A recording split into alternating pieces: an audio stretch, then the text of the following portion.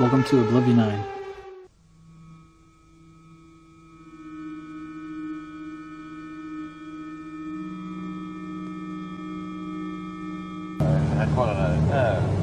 One November evening last year, Mrs. Bowles and a friend of the family, Mr. Pratt, were driving out of Winchester when they saw a light in the sky, a light seen by many other people that night. This is where we see the large orange light. That's right, yes, we did. Yes, on their left. On the left here. Yes. And then it disappeared, and I am coming up to it now. It appeared again here. But right. It started hovering down below the back of these trees and the hedges here. We came on down the road for another quarter of a mile, maybe a bit more. We turned sharp left to come into Chilcombe Lane.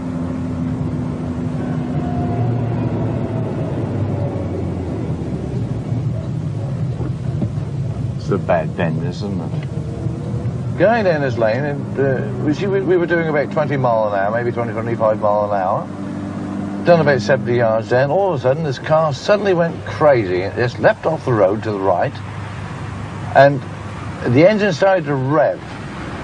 We hit the grass verge, which is a very wide grass verge, about 15 yards wide, and we were heading towards a high hedge. So I grabbed the steering wheel as Mrs. Bowles was fighting with it, and suddenly the car straightened itself. We came down the grass verge for about 10 to 15 yards, and we came to a stop. And it was though we hit an invisible barrier, which it gave, because it didn't throw me forward into the seat, but it gave and then brought us back to our normal stopping position. That was when we see... Well, then sorry, yes? That was when we see what I shall say a cigar-shaped object hovering in front of us. Inside were three figures. Yes, they had like a cockpit in the cabin was in the front of the cigar-shaped thing, and was lit up, but not glowingly lit up. It was a very easy light to look at. It was hovering. It had either steam or vapour coming out like gas jets. Then I see one of these figures get out of this thing, this object, and it started walking across towards me. Yes, it was. Now, as it was walking across towards me, I heard a whistle. Which I didn't hear. It's like a whistling kettle starting to whistle.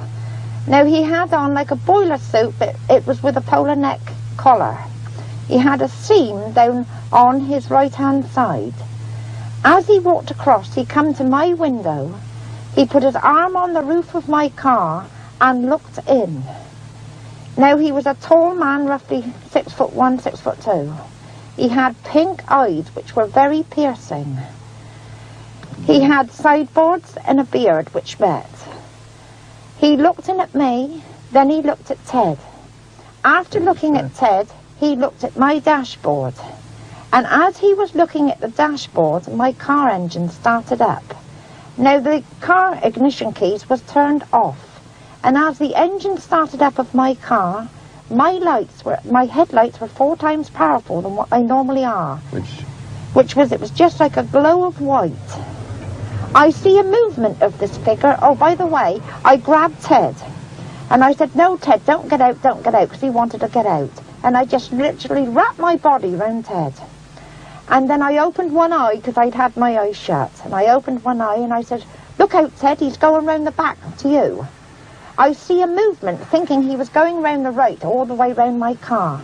Ted looked over his left-hand shoulder to have a look around to see if he was coming round. And my words were, don't open the door, Ted, don't open the door. But while Ted was looking round and me huddled to him with my eyes closed, the figure disappeared with the object. After it gone, after a few seconds, which seemed hours to us, Ted said, well, let's go. Oh, he asked me if he could drive, and I said, not likely.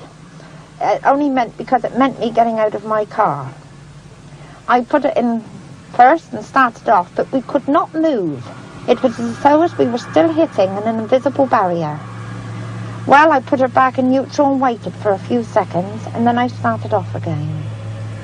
And we went off perfectly normal in the car. On the Monday, when I got up I had a rash on my face, down my neck, and along onto my shoulder. Which side? On the right-hand side. It was all like blotchy. It could have been a nerve rash, or it could have been where that gentleman was stood by my window. Incidentally, since this happening, I have had a telephone call from a person from London telling me on no account am I to say anything to anyone about this, what we've seen, because I should be having a government official come round to see me. And after all, this is England and this is a free country, and I will speak and say what I want, which is the truth.